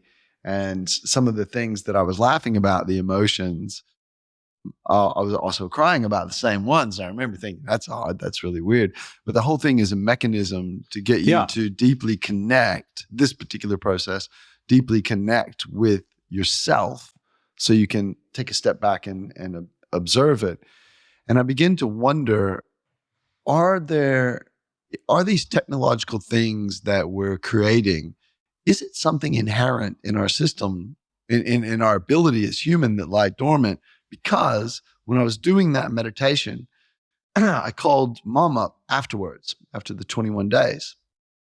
And she said, "Why the hell are you calling from India? It cost you a fortune." it did back then. Yeah. Is that what she said? Well, no, she actually said, I had a dream. And I trust my mother deeply. She's a very intuitive woman. Mm-hmm. She said, I had a dream. I had two silver cords coming out of my chest. There were two of you, and one was going to you, and you were laughing and laughing and laughing. And another silver cord was going to you, and you were crying. I knew you were okay, but I don't know what it means. And I'm just going, Mom, can you stay the fuck out of my life for 5 minutes? I'm trying to have some privacy over here. but yeah, so I wonder, it's moments like that I wonder, are we already connected and we've lost it? And somehow by building communication tools on an internet that ultimately connects us all, do we have that? Have you ever thought about that? Yeah. Well, similar things. First to the laughter and crying dichotomy, if you will. I have a very deep connection with my two brothers. We've always been very tight and real brothers. And when our father passed away 4 years ago, we sort of handled that through an extremely dark humor. Like we made the most horrible jokes about the whole event, and that's somehow that mended the wounds. It's like two sides of the same coin again. Like it's laughter is and that's why I think humor is so important to. It's important to ridicule stupid ideas. Like Yes. they're meant to be ridiculed. Like that's how people get out of these mass psychosis, totalitarianism things. Like the only way, if speech and communication is the only weapon, which it is, if we choose non-aggression, then ridicule and laughter is the best way out of it. Because like, look at that stupid fuck wearing a mask still. Like that. It's yeah, and I mean it literally and metaphorically. Mask, Looking at That's it it. from a medical standpoint as well. I mean, I don't want to break your flow because that I really like the deepness, and when you talk about you and your brothers connecting in that, it means a lot to me. And I mean, you would. I couldn't even say the things we said to each other about our recently deceased father and his remains, like because it's You wouldn't understand.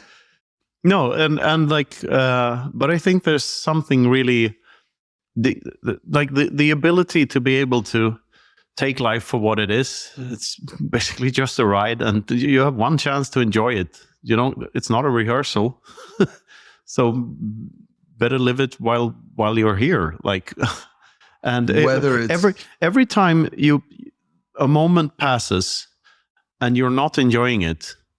That moment goes away forever. That's right. That's a lost moment. Yeah. So, and it can take half a lifetime to figure that out.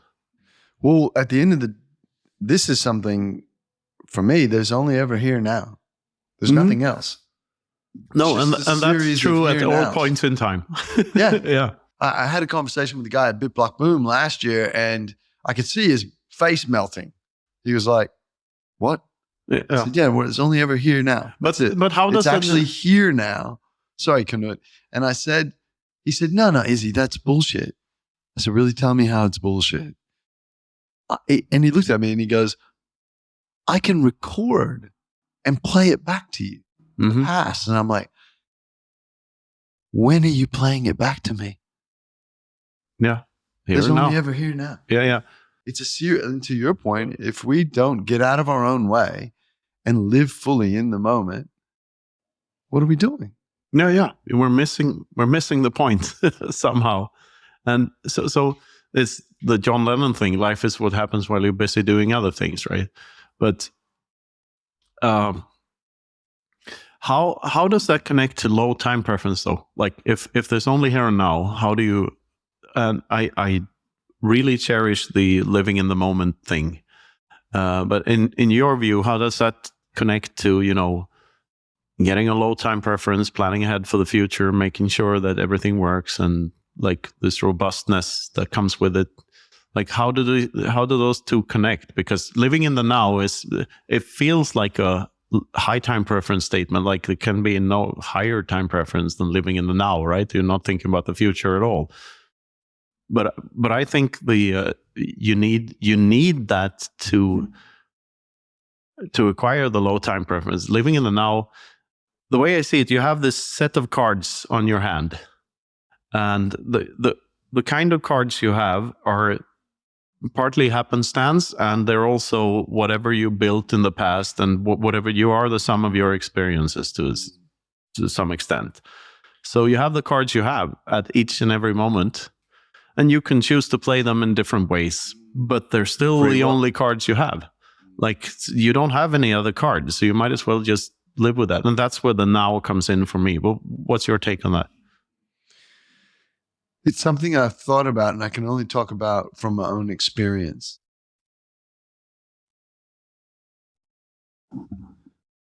I'm a creep.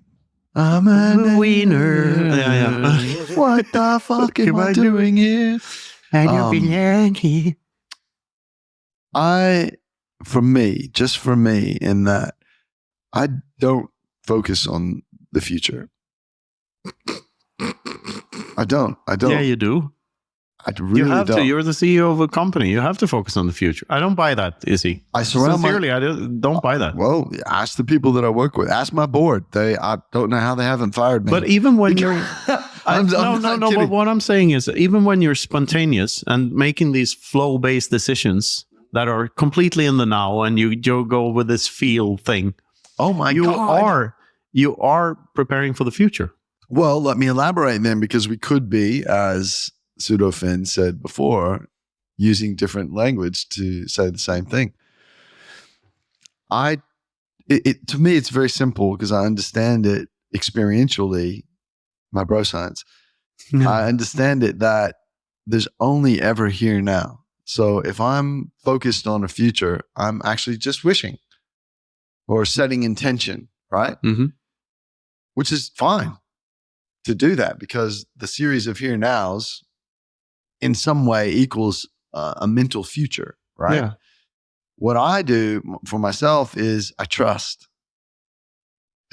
wholeheartedly what I'm doing right now is going to lead to the next moment, the next So you moment, don't verify? the next moment, the next moment, the next moment. I think life is the verification. Yeah, it is. Like the next moment, you reap what you sow, right? So, and that's the verification part. The hardest part was, I remember early days when I was getting this, when I was beginning to understand this, and I said to one of the greatest loves of my life, Alexandra, bless you, wherever you are, you're in France, I know that. One of my close friends, she said, "Do you want to get married?" And I'm like, "Look, I'm on this journey of know thyself. I can't commit." And she goes, "Well, you can't commit. How can we be together if you can't commit? You're not going to love me?" I said, "I can't tell you whether I'm going to love you. I can tell you I love you right now. And I trust that this feeling is going to go into the next moment." Yeah, you don't say that to a woman when that's not what they want. It's not what they want to hear. It's not very tactical, no. Yeah, no. But I from that type of understanding of life, I've developed this trust that I know that the trajectory I'm on is going to equal some type of. And as long as in this moment I'm true to myself, I'm true to my intention, and I found the life hack. I found it, brother. For me and for my company and companies, focus on the orange glowing light. Nothing else is important. We had some people in the company doing memes comparing shit coins. And we got him on a call and I said, "Listen, can I be frank with you?" Like, yeah. And I'm like, "Don't ever fucking do that. Like, why do you want to bring a shitcoin up to where we are? Well, what's the comparison? There's no comparison. I have never, I know everyone has their own journeys and shitcoinery has helped people understand. Yeah. I've never touched shitcoin in my life. I've seen every single one of them come. You touch dollars and stuff, like. Oh, Yeah. good point. Good point. It's a very good point, actually. And a really shitty one too, the Australian dollar. Yeah. Don't get me arrested at the airport. I just don't care about them. So to me, yeah, sorry. Okay. I just want to make a point about the commitment and non-commitment thing. And time preference. Yeah. For me, getting married was like...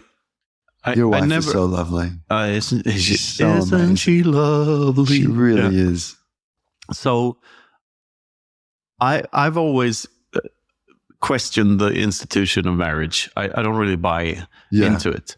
And then when I proposed to Sophia and committed to that, I felt like, during my 20s, between 20 and 30, 35, I had multiple girlfriends and I didn't know where I was going and stuff. I had a good time. I had a lot of fun, but I felt like I had no direction. So Yes. for me, to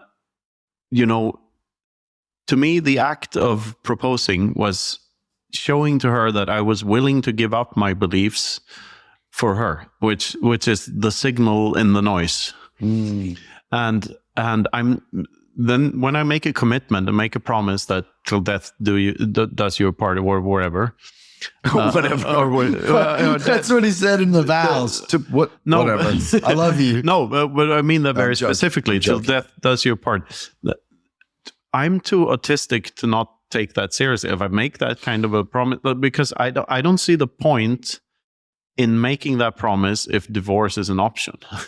Like, why that? Then the promise is just hollow. Yeah, it's a nothing burger, right? A vegan nothing burger. I mean, it's an impossible Whopper. You can't. The whole point is lost if divorce is an option. So to me, like, she's the mother of my children. I'm never going to let go. Like that's just not in my playbook, and I might regret saying that somewhere down the line. But I don't think so.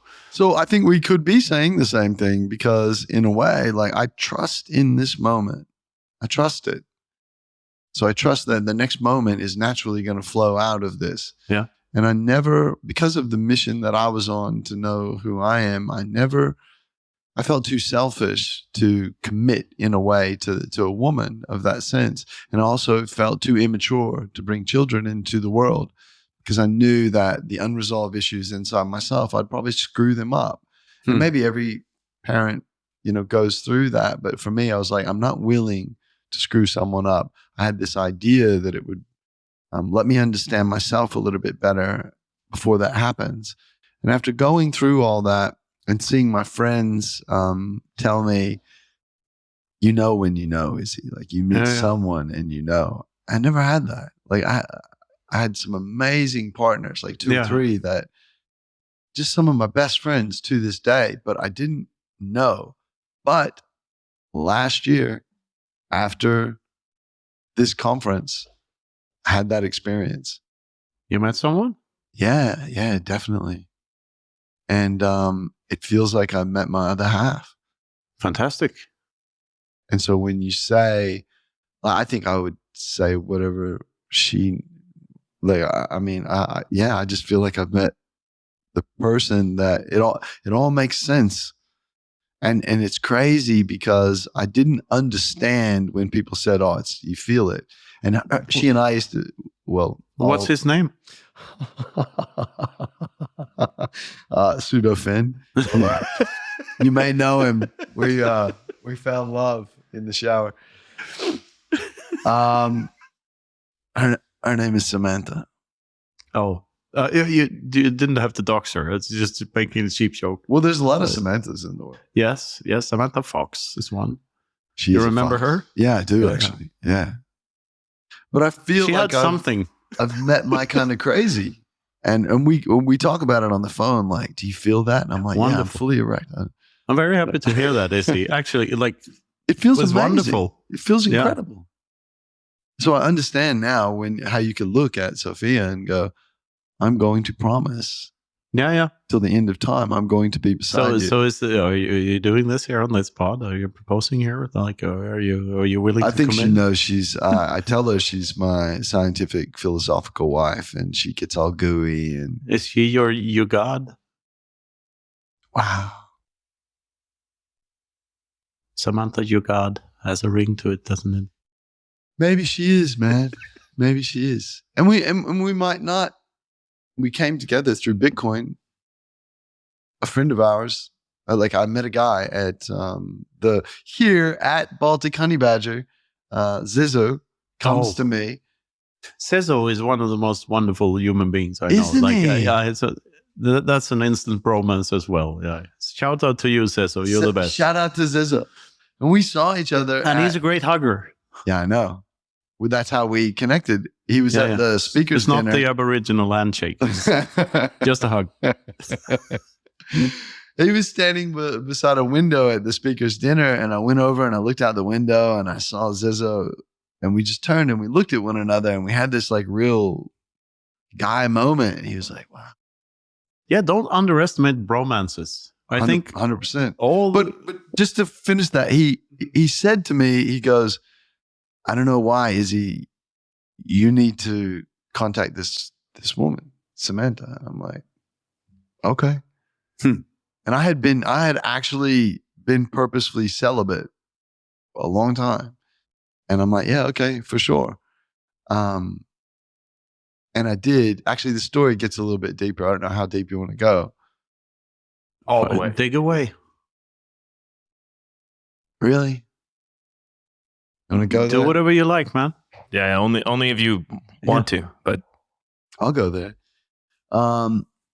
He said to me, you need to contact Samantha. And I did. And something happened in that first call. It was like a 45-minute call. I had left here. I went to Isle of Man. I catch up with Danny Brewster and then went to India, back to a place that I love, right? And I got this bungalow on the beach and I was there. And yeah, I want to get emotional. I can already feel it. My mother had been saying to me, you need to pray. Start praying. And I grew up in the Bible Belt. And I'm not sure how I feel about prayer. But I just felt like talking to what was greater than me, whatever, because I know that I'm a part of something greater than myself. I just don't know what it is. And I'm not audacious enough to give it a name. Well, you're talking to us. Yeah. And so I had talked to Samantha, and which was interesting because Zizzo said, you need to call this strange woman. And you are strange, my woman. But the reason I prayed in that bungalow was, so about 8 years ago, I felt something happening in my body, and I called one of my colleagues, his doctor as well, and I said, yeah, something's not right, something's going on. We need to do some tests, some blood tests, and figure out what's going on. And we did. And I was about to go to India. I had a film premiere. I was flying my whole family over. And he said, yeah, no, you shouldn't, you don't get on a plane. And it culminated in, I said, I am getting on a plane. I'm going to India. And he said, no, you need to go see a specialist hematologist. You need to go to the cancer center like now. And there's some very abnormalities in the blood. And I went there and I saw this guy, and it's a wonderful guy, Dr. Max Wolf. And we took some blood results. Sorry, he took some blood tests at the other doctor, and he saw the blood results, and he said, yeah, I think I know what this is. It's very rare blood cancer. And we don't know the etiology of it. We definitely know it's going to take your life. And you know, you're going to have to deal with that. And I remember sitting there with Max, and I was kind of looking at him and just going, well, I'm still going to India. Like, I'm flying my family over for this film premiere. I'm going to India. And he said, there's a possibility if you get on the plane, you have a heart attack or a stroke. And we worked out, okay, let's just take out a lot of blood. Let's mitigate this as best we can. So we did. We took out a heap of blood. I was really weak. Got on the plane, went over there, got the bone marrow biopsy back, and he said, yeah, this is a JAK2 gene expression epigenetically, and that's one of the precursors. Put all this together, and you've got this. So I said, okay, I'll be back in Australia. We'll talk about this. I go back, and he gives me 2 pathways. This is the lead up to what happened in India after I talked with Samantha. He said, you've got 2 pathways. It's going to take your life. We don't know why it is. But you can either do nothing, and I said, what's the prognosis? He said, oh, it's 2 to 5 years if you don't listen to us. If you do, you'll live longer, but you're going to have to take cytoreductic drugs. You're going to have to take these type of chemotherapy drugs. And I have a background in medicine, and I know nothing against any type of, I think allopathic medicine has its place. But for me, I was like, yeah, no, I'm not doing it. I'm gonna find out what the causation of this is, where it comes from, why there's an expression, whether it is epigenetic or whether it isn't. And this was 8 years ago. Yeah, it was in March of 2015. So how long ago is that? Around 8. Yeah. And to cut a long story short, I said to him, I actually called my friends together and I said, yeah, this is what's happening. I may not be around and I need to disappear. I need to go on the outskirts of society, cut off, and I need to start experimenting. And they're very upset. They're like, fucking, how are we going to feel if you go and never come back? Like, that's so selfish of you. And I just said, listen, this is what I'm doing. You have no choice. I'm on a mission. I'm going to figure this thing out. And so I disappeared. That was the celibacy.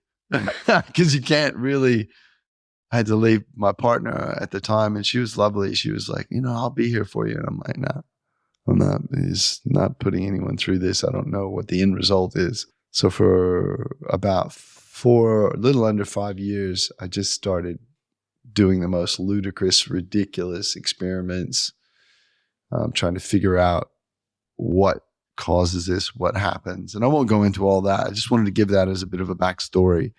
So when I was away from society for a long time, almost killed myself there once, not took my life, but through the experimentation, I had a Herxheimer reaction. A lot of endotoxins got dumped in the body, and it was you're looking at the door going, wow, I might not make it out of this door. This is wild.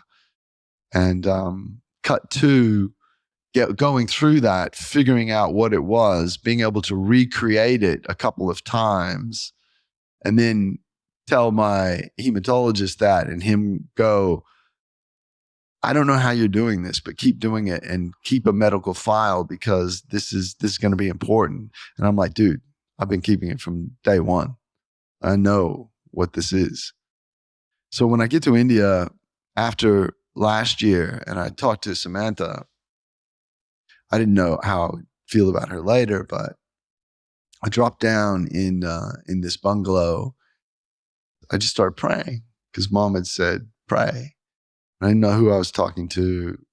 I think God is a word. I just knew that I was incredibly thankful for going through what I went through and having this evidence to be able to help people. And I just started like weeping. It felt like years and years of sadness and guilt and everything else just washed away. And this whole thing was a precursor to tell you the statement I'm about to say right now.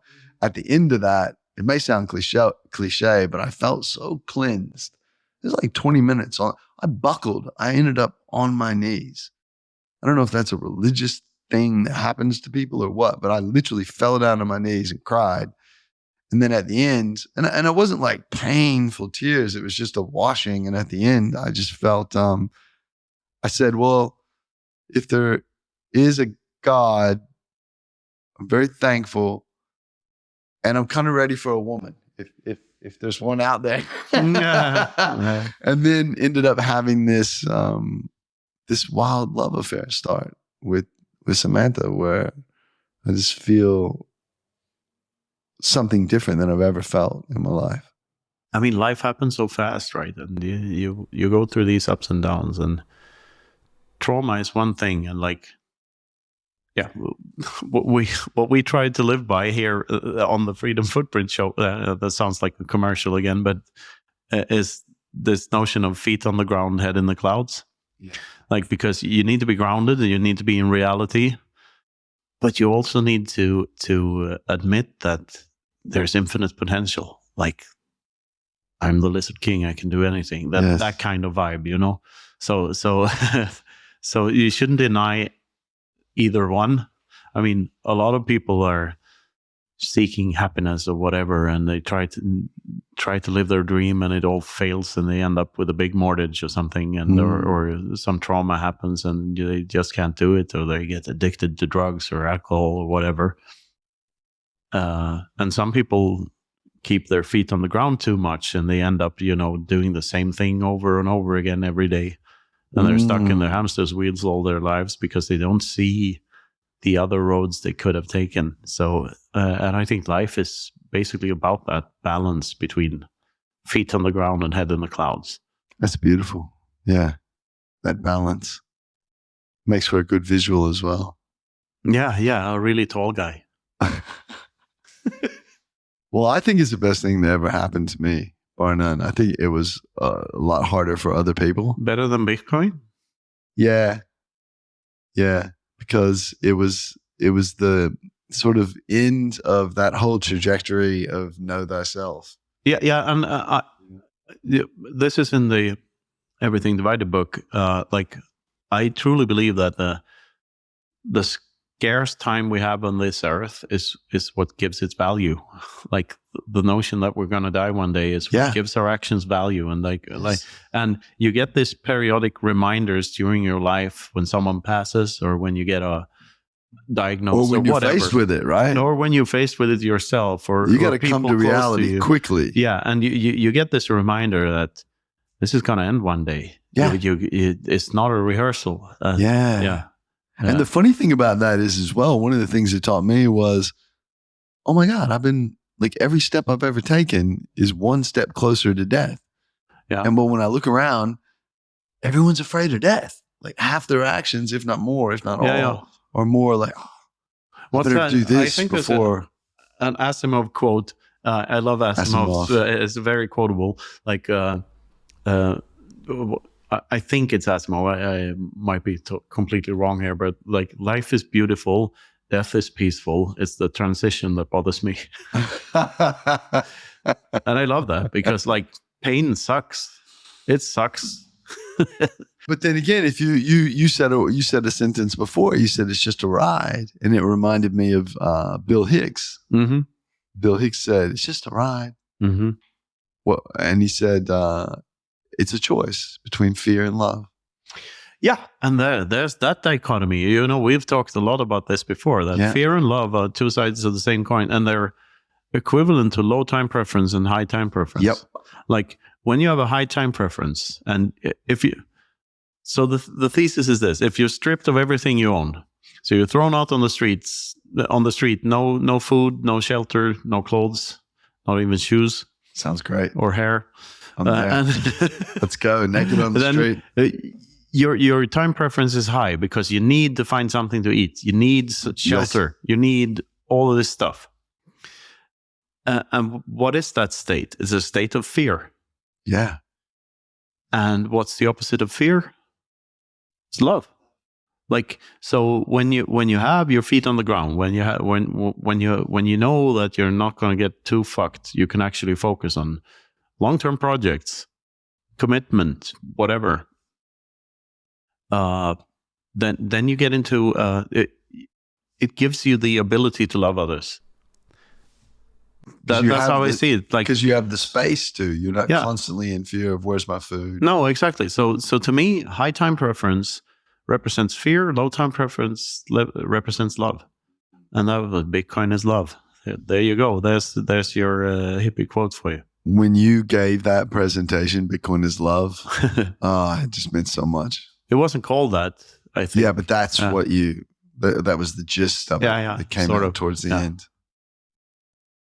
Izzy? Yeah. I fucking love you, man. Give us a hug. I love you too. I think this is a good point to end this on. And we'll go back to the conference.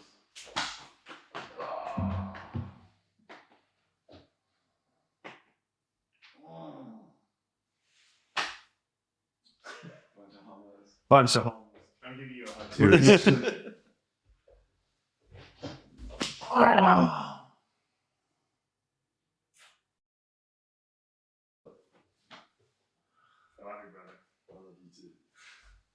Yeah, I love you, man. Here's another hug. Fade to orange.